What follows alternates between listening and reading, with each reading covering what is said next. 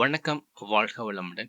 இன்னைக்கு நம்ம இங்கிலீஷ்ல உள்ள phrasal verb தான் பார்க்க போறோம். இந்த phrasal verb நம்ம வேற இடங்கள்ல பயன்படுத்தும் போது வேற மாதிரி அர்த்தம் கொடுக்கும். இப்ப நம்ம பார்க்க போறது பார்த்தீங்கன்னா, இரவு நேரத்துல இந்த phrasal verb பயன்படுத்தும் போது எந்த மாதிரியான அர்த்தங்கள் கொடுக்கும் அப்படின்றத நம்ம இதுல பார்த்துக்கலாம். Wind down, relax and prepare to sleep.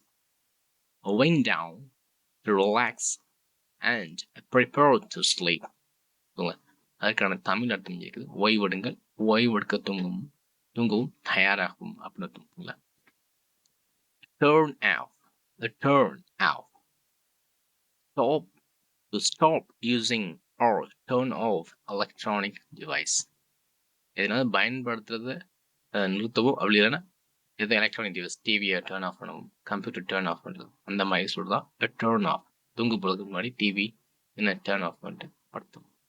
Turn off electronic device before you go to sleep. So அந்த மாதிரி சொல்றது. Turn off the light. Turn off the light. அந்த மாதிரி சொல்றது. Put away. To clean up and organize before bed. Put away. To clean up to organize before your bed. Put away ஆச்சு ஓரமாக வைக்கிறது. தூங்க போகிறதுக்கு முன்னாடி பெட்ல உள்ளதுன்னா ஒழுங்குபடுத்திட்டு தூங்கதான் சொல்லுவாங்க.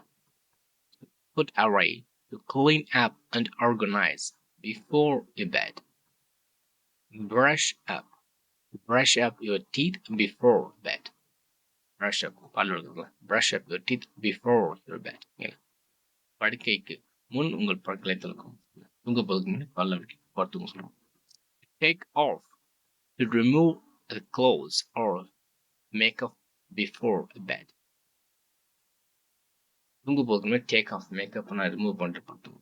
Take off your clothes. Set aside to prepare for the next day by setting aside clothes or items.